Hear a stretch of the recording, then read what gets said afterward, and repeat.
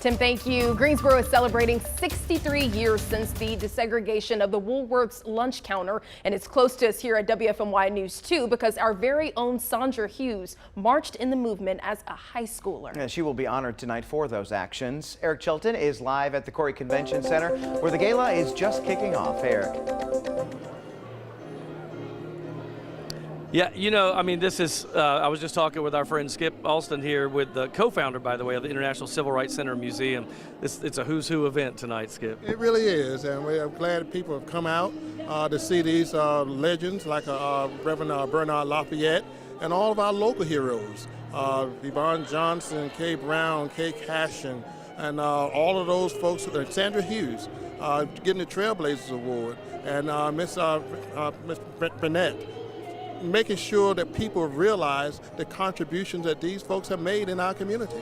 You know, and of course we're partial to Sandra, but in all honesty, that's one of the biggest trailblazers of our city. It is, and that's something that she tries to play down. But like I told her this afternoon, you are a true definition of a trailblazer.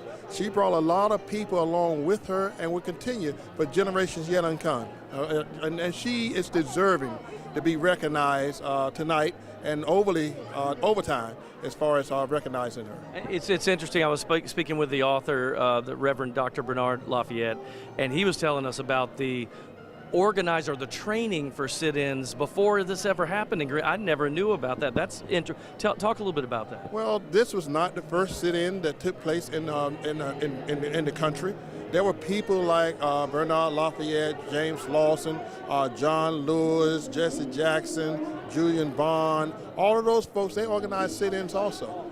But it didn't get the spark that this sit-in took place right here in Greensboro, North Carolina.